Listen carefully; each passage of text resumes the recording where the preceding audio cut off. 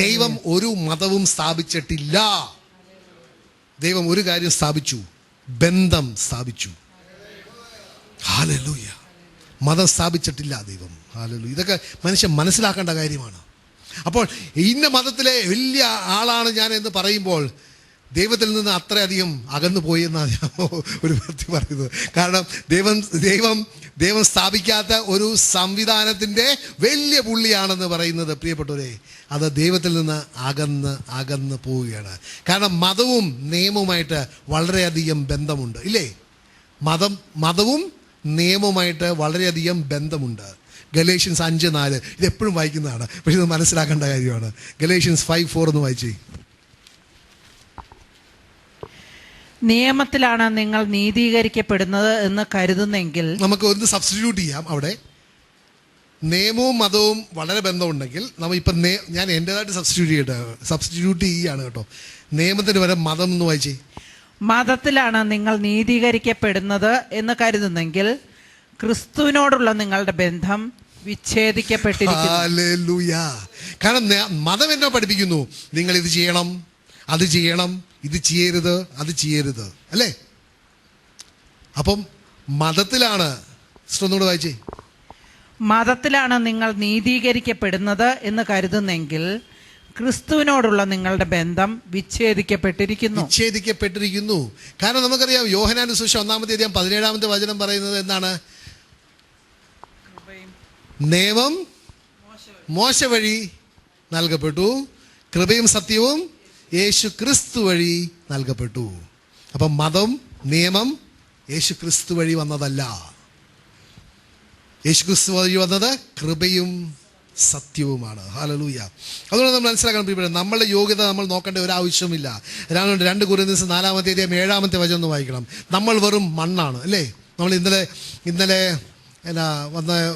ഇന്നലത്തെ മീറ്റിങ്ങിൽ വന്നിരുന്നവരൊക്കെ മനസ്സിലാക്കി കാണും എങ്ങനെ ദൈവം മനുഷ്യനെ യഥാർത്ഥത്തിൽ സൃഷ്ടിച്ചതാണെന്നൊക്കെ, അല്ലേ?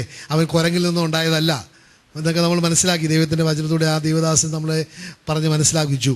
നമ്മൾ മനസ്സിലാക്കണം, ദൈവം നമ്മളെ ഓരോരുത്തരും വ്യക്തിപരമായി സൃഷ്ടിച്ചതാണ്. You are unique. നമ്മൾ ഓരോരുത്തരും യുണീക്കിനെന്നാ മലയാളത്തിൽ പറയുക. യുണീക്ക്. നമ്മളെ ഒരു വ്യക്തിയെ പോലെ, ഇപ്പോൾ ഫ്രാൻസിസിനെ പോലെ ഒരു വ്യക്തി ഈ ലോകത്തിൽ ഉണ്ടായിട്ടില്ല, ഇപ്പോഴില്ല, ഇനി ഉണ്ടാവാനും പോകുന്നില്ല. So unique. അത് ദൈവം ഈ ലോകസ്ഥാപനത്തിന് മുമ്പ് തന്നെ കണ്ട് സൃഷ്ടിച്ചതാണ് ഓരോ വ്യക്തികളെയും. ചേട്ടനാണെങ്കിലും യു ആർ യുണീക്ക്. ഈ ലോകത്തിൽ വേറെ ചേട്ടനെ പോലെ ഒരു വ്യക്തി ഇല്ല, ഉണ്ടായിട്ടില്ല, ഇപ്പോഴില്ല, ഇനി ഉണ്ടാവാനും പോകുന്നില്ല. സോ എല്ലാവരും ദൈവത്തിൻ്റെ കരവേല സ്പെഷ്യലാണ്, സ്പെഷ്യൽ. പക്ഷേ നമ്മളുടെ മനോഭാവം എന്തായിരിക്കണം? വായിക്കുക 2 കൊരിന്ത്യൻസ് 4:7. എന്നാൽ പരമമായ ശക്തി ദൈവത്തിൻ്റെതാണ്, ഞങ്ങളുടേതല്ല എന്ന് വെളിപ്പെടുത്തുന്നതിന് ഈ നിധി മൺപാത്രങ്ങളിലാണ്. ദൈവം പറഞ്ഞില്ലേ, നീ മണ്ണാകുന്നു, മണ്ണിലേക്ക് തന്നെ നീ തിരികെ പോകുന്നു. പക്ഷേ ഈ ശ്രേഷ്ഠമായ നിധി ഈ മൺപാത്രങ്ങളിൽ ഏൽപ്പിക്കുവാൻ ദൈവം നമ്മളെ അത്രയധികം സ്നേഹിച്ചു. This is what you must understand. God loved you so much to give you the responsibility to carry this treasure, which is Jesus Christ, which is the word of God. ഇത് നിങ്ങൾ സൂക്ഷിച്ച് കൈകാര്യം ചെയ്യേണ്ടതാണ്. ഇത് ശ്രേഷ്ഠമായതാണ്. ഇത് കളിക്കാനുള്ളതല്ല, ഇത് ജീവനാണ്. ആ ജീവൻ മറ്റുള്ളവർക്ക് പകർന്നു കൊടുക്കുവാനുള്ള ഒരു ദൗത്യം നമ്മൾക്ക് ഓരോരുത്തർക്കുമുണ്ട്. പക്ഷെ നമ്മൾ വെറും മൺപാത്രങ്ങളാണ്. അതുകൊണ്ടാണ് പറയുന്നത്, എല്ലാ മഹത്വവും ദൈവത്തിന് കൊടുക്കണം, അല്ല മൺപാത്രത്തിനല്ല കൊടുക്കേണ്ടത്. ഹലോ, ദൈവത്തിന്റെ അനുഗ്രഹങ്ങൾ അനുഭവിക്കുമ്പോൾ മൺപാത്രത്തിനല്ല ഉപകാര സ്മരണ കൊടുക്കേണ്ടത്. ഹലോ, ഉപകാര സ്മരണ കൊടുക്കേണ്ടത് ആ ജീവനല്ല അനുഗ്രഹം തന്ന ദൈവത്തിനാണ്. നമ്മൾ മൺപാത്രങ്ങളാണ്. ഹല്ലേലൂയ. അതുകൊണ്ടാണ് നമ്മൾ മനസ്സിലാക്കുന്നത്, ഇവിടെ നമ്മളുടെ യോഗ്യത നോക്കേണ്ട ആവശ്യമില്ല. പൗലോസ് അപ്പോസ്തലൻ എന്താ പറയുന്നത്? ആത്മാവ് പൗലോസ് അപ്പോസ്തലൻ വഴി 1 കൊരിന്ത്യർ 2-3 വരെ ഒന്ന് വായിച്ചു സിസ്റ്ററെ. ആരെങ്കിലും ദൈവത്തിൻ്റെ വചനം പ്രഘോഷിക്കുവാനോ അല്ല മറ്റുള്ളവരെ പങ്കുവയ്ക്കുവാൻ ആഗ്രഹിക്കുന്ന വ്യക്തികൾ ശ്രദ്ധിച്ച് കേൾക്കണം. ഇത് നിങ്ങളുടെ മുമ്പിൽ ഞാൻ ദുർബലനും ഭയചകിതനുമായിരുന്നു. എന്റെ വചനവും പ്രസംഗവും വിജ്ഞാനം കൊണ്ട് വശീകരിക്കുന്നതായിരുന്നില്ല. പ്രത്യുത ആത്മാവിന്റെയും ശക്തിയുടെയും വെളിപ്പെടുത്തലായിരുന്നു. ഹല്ലേലൂയ. നിങ്ങളുടെ വിശ്വാസത്തിന്റെ അടിസ്ഥാനം മാനുഷിക വിജ്ഞാനമാകാതെ ദൈവശക്തിയാകാനായിരുന്നു അത്. അല്ലാതെ ഇന്നയാൾ സംസാരിച്ചു, അത് അടിപൊളിയായിരുന്നു, അടിപൊളി അവിടെ തന്നെ അവസാനിക്കും. പക്ഷെ ദൈവത്തിൻ്റെ ശക്തി ഉണ്ടെങ്കിൽ അവിടെ പ്രവർത്തിക്കും. അത് അയാൾക്ക് ശരിക്കും സംസാരിക്കാൻ അറിയില്ലായിരിക്കും, എങ്കിലും ദൈവത്തിൻ്റെ ആത്മാവ് അവിടെ പ്രവർത്തിക്കും. അപ്പോൾ നമ്മൾ ഓരോരുത്തരും പ്രിയപ്പെട്ടവരെ ഒരു മോശയായിട്ട് ഈ അന്ധകാരത്തിലേക്ക് പോകുമ്പോൾ നമ്മുടെ കഴിവുകൾ നോക്കേണ്ട ആവശ്യമില്ല. മോശയ്ക്ക് സംസാരിക്കാൻ നമുക്കറിയാം, he was A person who was stammering, അല്ലേ? ദൈവത്തിൻ്റെ വചനം പറയുന്നുണ്ട്, വിക്കുണ്ടായിരുന്ന വ്യക്തിയായിരുന്നു. പക്ഷെ ദൈവം ആ വ്യക്തിയെ വളരെ ശക്തമായിട്ട് ഉപയോഗിച്ചു. Hallelujah, hallelujah. പിന്നെ നമ്മൾ മനസ്സിലാക്കണം പ്രിയപ്പെട്ടവരെ, ഈ ലോകം ഒരു അന്ധകാരത്തിൻ്റെ കീഴിലാണ്.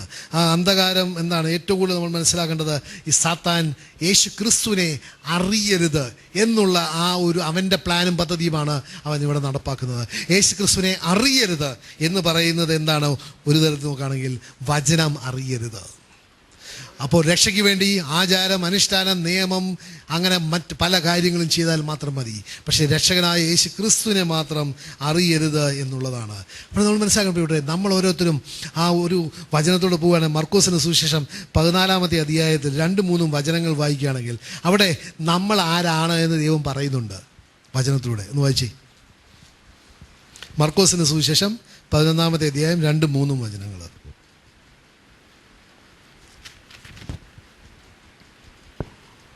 എതിരെ കാണുന്ന ഗ്രാമത്തിലേക്ക് ചെല്ലുവിൻ.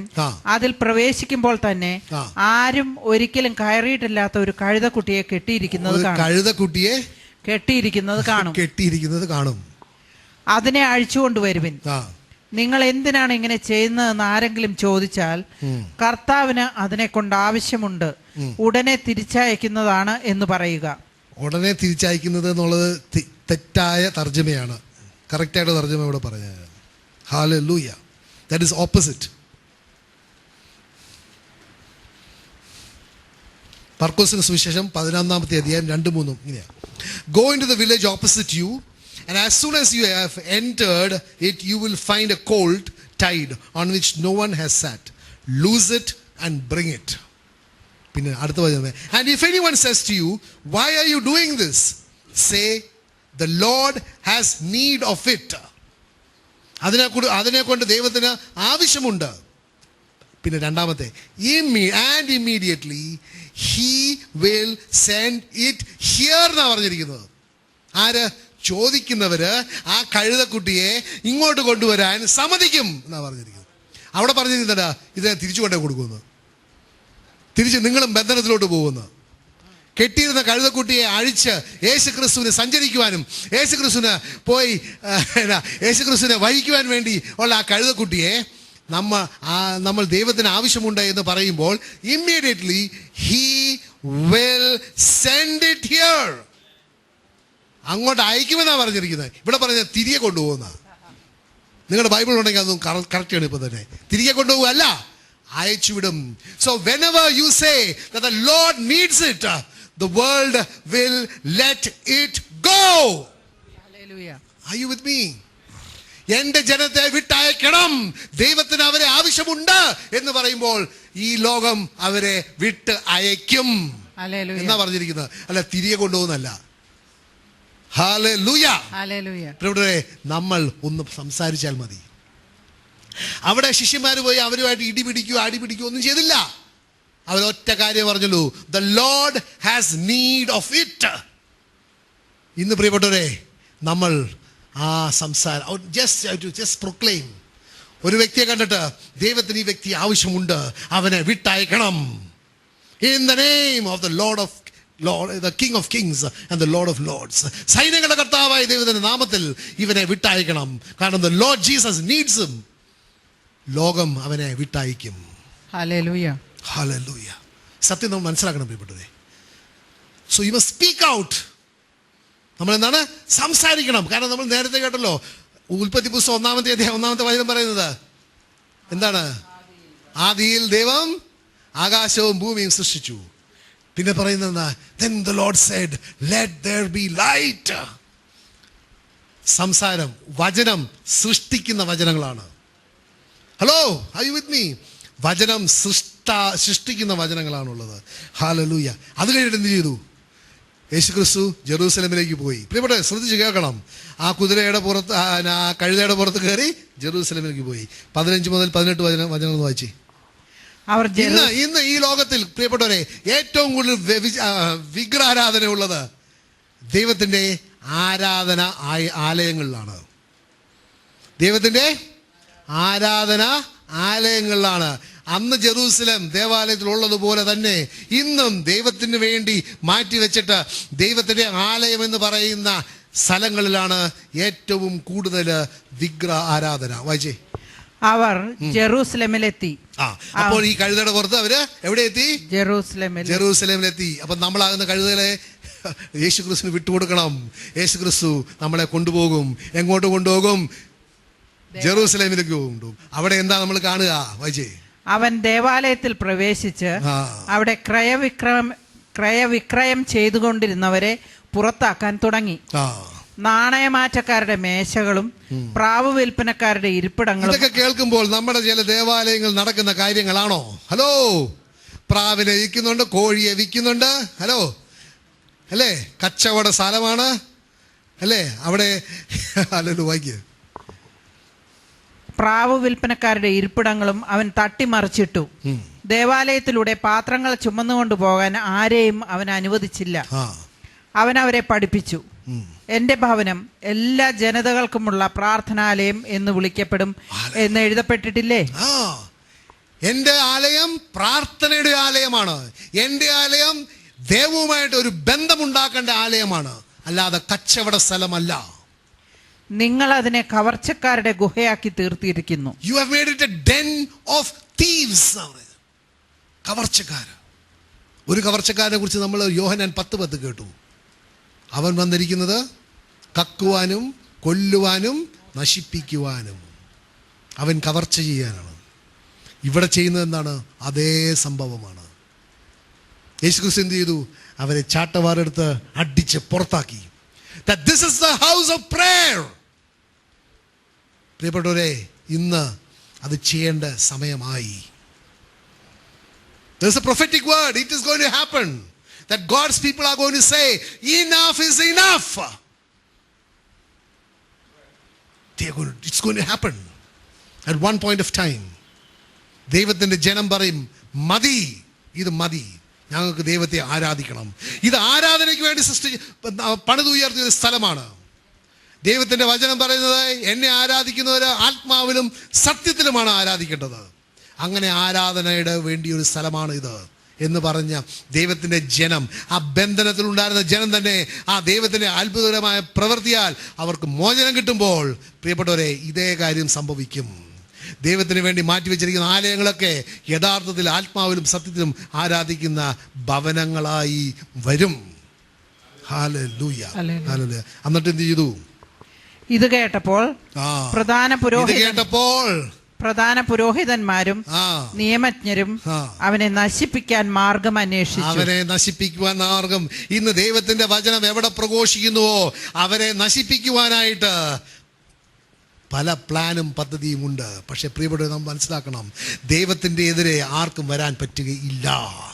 കാരണം ദൈവത്തിന് അവനേക്കാൾ വലിയൊരു പ്ലാൻ നമ്മളുടെ മുകളിലുണ്ട്. അതാണ് ഐസ പ്രവാചകൻ 29:11 പറയുന്നത്, എനിക്ക് നിന്നെക്കുറിച്ചൊരു പദ്ധതിയുണ്ട്, നിന്റെ ക്ഷേമത്തിനാണ്, നിന്റെ നാശത്തിനല്ല. നിനക്കൊരു ഭാവിയും നിനക്കൊരു പ്രത്യാശയും തരുവാൻ എനിക്ക് നിന്നെക്കുറിച്ചൊരു പ്ലാനുണ്ട്. ഹല്ലേലൂയ. പിന്നെ എങ്ങനെ അവരുടെ പ്ലാൻ നടക്കും? നമ്മുടെ ജീവിതത്തിൽ നടക്കുകയില്ല. കാരണം എഫിഷ്യൻസ് പറയുന്നുണ്ട്, എന്താണ്? He seated above all principality and power and might and dominion and every name that is named. എല്ലാ ആധിപത്യവും വായിച്ചേ. പ്രിയപ്പെട്ട, നമ്മൾ മനസ്സിലാക്കണം, നമ്മളുടെ ദൈവം എല്ലാ അന്ധകാര ശക്തികളുടെയും മുകളിലാണ് അവൻ ഇരിക്കുന്നത്. അവനെ കീഴ്പ്പെടുത്തുവാൻ പറ്റുകയില്ല. കാരണം അവൻ രാജാതി രാജനും കർത്താതി കർത്തനുമാണ്. Hallelujah, hallelujah, hallelujah. ചിലപ്പോൾ അത് വായിക്കാൻ സമയം കാണുകയില്ലായിരിക്കും. നമുക്ക് പോവാം, അടുത്ത വർഷത്തോട് പോവാം. കാരണം ഇതൊന്ന് തീർക്കണം. ഹല്ലേലൂയ. വെളിപാട് പുസ്തകം 2:9 ഒരു ദേവാലയമാണ് എന്ന് നമ്മൾ കരുതുമ്പോൾ പിന്നെ അവിടെ നമ്മൾ വേറെ ഒന്നും ചോദ്യം ചെയ്യുന്നില്ല. അവിടെ ചെയ്യുന്ന കാര്യങ്ങളെല്ലാം കുഴപ്പമില്ല, അതെല്ലാം ദൈവത്തിൻ്റെ ഹിതമനുസരിച്ചുള്ളതാണെന്ന് നമ്മൾ സാധാരണ മനുഷ്യന് ഒരു തോന്നലുണ്ട്. പക്ഷെ പലതരത്തിലുള്ള ദേവാലയങ്ങളുണ്ട്. ഈ സത്യം മനസ്സിലാക്കണം. പല തരത്തിലുള്ള ദേവാലയങ്ങളുണ്ട്. ഒരു ദേവാലയത്തെക്കുറിച്ച് നമുക്ക് വെളിപാട് പുസ്തകം 2-ാമത്തെ അധ്യായം 9-ാമത്തെ വചനത്തിൽ കേൾക്കാം. നിന്റെ ഞെരുക്കവും ദാരിദ്ര്യവും എനിക്കറിയാം, എങ്കിലും നീ സമ്പന്നനാണ്. യഹൂദരെന്ന് അവകാശപ്പെടുകയും എന്നാൽ അങ്ങനെയല്ലാതെ സാത്താന്റെ സിനഗോഗായി വർത്തിക്കുകയും ചെയ്യുന്നവരുടെ ദോഷാരോപണങ്ങളും ഞാൻ അറിയുന്നുണ്ട്. അപ്പോൾ സാത്താനും സിനഗോഗ് ഉണ്ടോ? എന്താ എല്ലാവർക്കും ഒരു മടി, ഒരു പേടി പറയാനായിട്ട്? സാത്താനൊന്നും ചെയ്യല. ഹലോ, സാത്താനൊന്നും ചെയ്യലെന്ന് പറയാൻ എനിക്ക് ധൈര്യം എന്താണ്? കാരണം ദൈവത്തിന്റെ വചനം 1 യോഹന്നാൻ 3:8 പറയുന്നുണ്ട്, പിശാചിന്റെ പ്രവൃത്തികളെ യേശുക്രിസ്തു നശിപ്പിച്ചു. ദേവപുത്രൻ പ്രത്യക്ഷപ്പെട്ടത് പിശാചിന്റെ പ്രവൃത്തികളെ നശിപ്പിക്കുവാൻ വേണ്ടിയാണ്.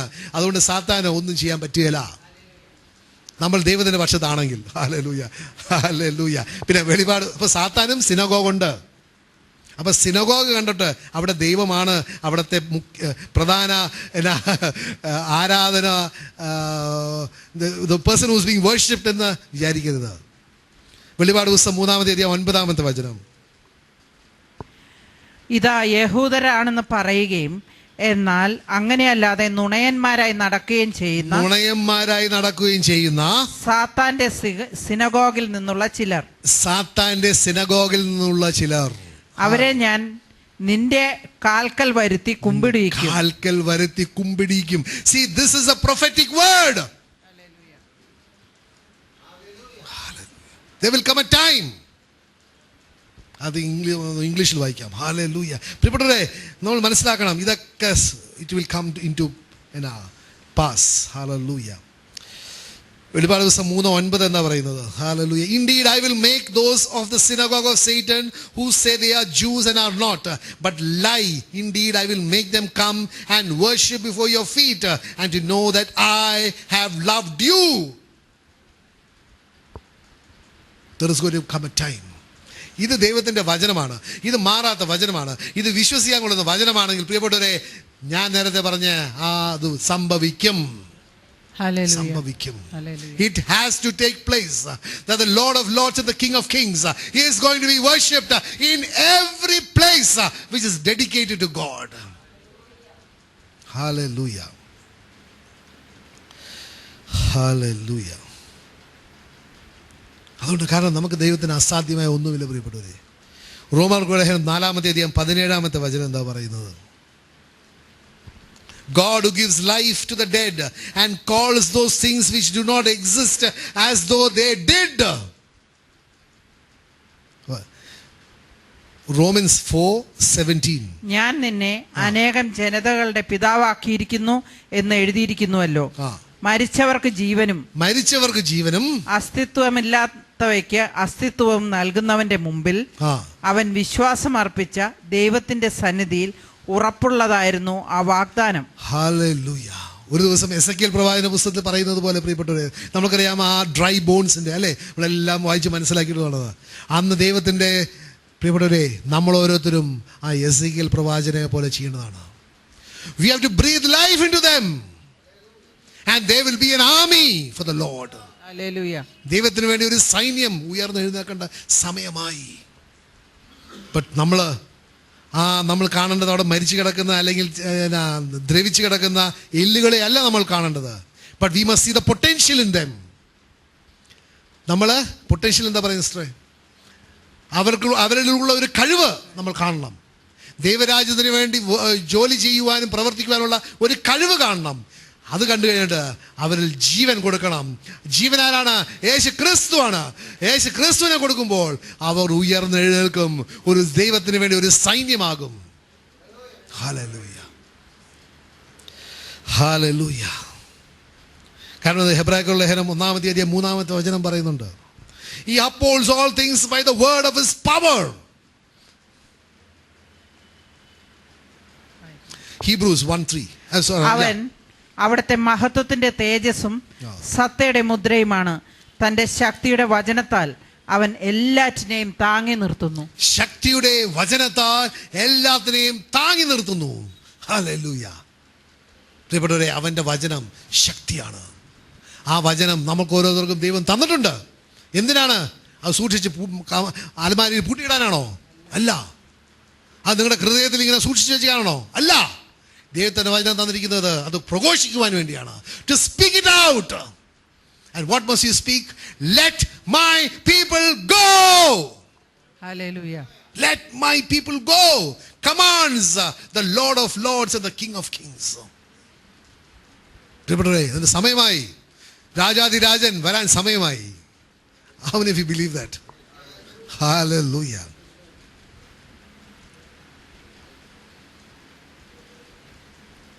ഞാൻ ഇന്നലെ വന്ന് ആ ദേവദാസനായിട്ട് സംസാരിക്കുകയായിരുന്നു. ഇന്ന് രാവിലെ അദ്ദേഹത്തെ കണ്ടു. അപ്പോൾ അദ്ദേഹം പറയുമായിരുന്നു, അത് നമ്മളോട് ഇവിടെ പങ്കുവെച്ചു, എനിക്ക് അറിഞ്ഞുകൂടാ. ഈ മാസം ഓഗസ്റ്റിൽ, ഈ കൊല്ലം 2009 ഓഗസ്റ്റ് സെപ്റ്റംബർ ഓഗസ്റ്റ് മാസം ഒക്കെ something is going to happen. എന്താണെന്ന് അറിഞ്ഞുകൂടാ എന്ന് അതുപോലെ തന്നെ വേറെ 1-2 സ്ഥലത്ത് കൺഫേം ചെയ്തെന്ന്. Something is going to happen ഓഗസ്റ്റിൽ. ദൈവത്തിൻ്റെ രണ്ടാമത്തെ വരവായിരിക്കാം, എന്താണെന്ന് അറിഞ്ഞുകൂടാ. But something is going to happen in August. പ്രിയപ്പെട്ടവരെ, യേശു ക്രിസ്തു ഇപ്പോൾ വേണേ വരാം. Are we prepared to receive the King of Kings and the Lord of Lords? നമ്മൾ നേരത്തെ എസേക്കിയേൽ പ്രവാചകന്റെ പുസ്തകത്തിൽ കേട്ടല്ലോ, നമ്മൾ കാവൽക്കാരാണ്. നമ്മൾക്ക് തന്നിരിക്കുന്ന കാവൽക്കാരന് ദൗത്യം ചെയ്തോ? നമ്മൾ മോശമാരാണ്. മോശയ്ക്ക് തന്ന ദൗത്യം ചെയ്തോ? എസേക്കിയേലാണ്. നമ്മൾ ആ മരിച്ചു കിടക്കുന്നവർക്ക് ജീവൻ കൊടുത്തോ? ദൈവം ചോദിക്കും. പ്രിയപ്പെട്ടവരെ, നമ്മൾ നേരത്തെ വായിച്ചു കേട്ടല്ലോ, you have been redeemed from the kingdom of darkness and brought into the marvelous light to proclaim. പ്രഘോഷിക്കാൻ, യേശുവിനെ പ്രഘോഷിക്കാൻ വേണ്ടിയാണ്. ഹല്ലേലൂയ. അതുകൊണ്ടാണ് ദൈവത്തിൻ്റെ വചനം പറയുന്നത് നമുക്ക് അസാധ്യമായ ഒന്നുമില്ല പ്രിയപ്പെട്ടവരെ. All that you have to do is proclaim. മർക്കോസിന് സുവിശേഷം 11-ാമത്തെ അധ്യായം 22, 23, 24 ഒന്ന് വായിക്കുക. ഒരു കാര്യം വേണം, വിശ്വാസം. നമ്മൾ പറയുന്നതിൽ നമുക്ക് വിശ്വാസം വേണം. യേശു പ്രതിവചിച്ചു, ദൈവത്തിൽ വിശ്വസിക്കുക. സത്യമായി ഞാൻ നിങ്ങളോട് പറയുന്നു, ആരെങ്കിലും ഈ മലയോട് ഇവിടെ നിന്ന് മാറി കടലിൽ ചെന്ന് വീഴുക എന്ന് പറയുകയും ഹൃദയത്തിൽ ശങ്കിക്കാതെ താൻ പറയുന്നത് സംഭവിക്കുമെന്ന് വിശ്വസിക്കുകയും ചെയ്താൽ അവനത് സാധിക്കും. മതി. ഇപ്പോൾ 23 വായിച്ചില്ലേ? അപ്പോൾ എന്താ ചെയ്യേണ്ടത്? വിശ്വസിക്കണം, പറയണം. വിശ്വസിക്കണം, പറയണം. So when you proclaim, it will happen. ആരൊക്കെ വിശ്വസിക്കുന്നത്? നിങ്ങളത് പറഞ്ഞിട്ടുണ്ടെങ്കിൽ ഏത് മലയായിട്ട് ഏത് ബന്ധനമായിട്ട് അത് മാറും. അത് മാറിയേ പറ്റൂ. ഹല്ലേലൂയ. കാരണം യേശുക്രിസ്തു അടുത്ത വചനത്തില് യേശുക്രിസ്തു പറഞ്ഞു, അതിനാൽ ഞാൻ പറയുന്നു. പറയുന്നത് മനസ്സിലാകുന്നുണ്ടല്ലോ അല്ലേ? നേരത്തെ പറയുന്നത് നിങ്ങൾ എന്ത് പറഞ്ഞിട്ടുണ്ടെങ്കിലും അത് സാധിച്ചു കിട്ടും. മലയോട് പോയി കടലിൽ പോയി വീഴുക എന്ന് പറഞ്ഞ് നിങ്ങൾ വിശ്വസിച്ചാൽ മാത്രം മതി, അത് സംഭവിക്കും. ആകയാൽ ഞാൻ പറയുന്നു. യേശുക്രിസ്തുവിന് വിശ്വാസത്തിന് കുറവുണ്ടോ? ഇല്ല. വായിച്ചേ. ആകയാൽ, അതിനാൽ ഞാൻ പറയുന്നു, പ്രാർത്ഥിക്കുകയും യാചിക്കുകയും ചെയ്യുന്ന എന്തും ലഭിക്കുമെന്ന് വിശ്വസിക്കുവിൻ. നിങ്ങൾക്ക് ലഭിക്കുക തന്നെ ചെയ്യും. പ്രിയപ്പെട്ടവരെ, ഇന്ന് നമ്മൾ പ്രാർത്ഥിക്കേണ്ട ഒരു പ്രധാന വിഷയം ഈ അന്ധകാരത്തിലുള്ള സാത്താനോട് പറയേണ്ടതാണ്, ലെറ്റ് മൈ പീപ്പിൾ ഗോ. ആരൊക്കെ പറയും? വിശ്വാസത്തോടെ പറയും. Hallelujah. Let my people go. The Lord has need of them. Hallelujah. Hallelujah. നമ്മൾ പ്രാർത്ഥിക്കണം പ്രിയപ്പെട്ടവരെ. കാരണം നമ്മൾ ദൈവത്തിൻ്റെ വചനം നമ്മൾ എന്തുമാത്രം നമുക്ക് ഓരോ കീസ് തന്നിട്ടുണ്ട്.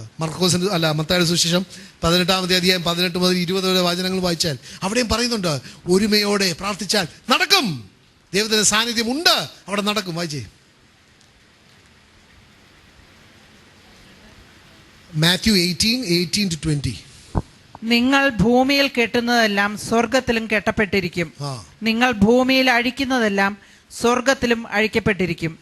വീണ്ടും ഞാൻ നിങ്ങളോട് പറയുന്നു, ഭൂമിയിൽ നിങ്ങളിൽ 2 പേർ യോജിച്ച് ചോദിക്കുന്ന ഏത് കാര്യവും ഒന്ന് പറഞ്ഞേ, ഏത് കാര്യവും എന്റെ സ്വർഗസ്ഥനായ പിതാവ് നിറവേറ്റി തരും.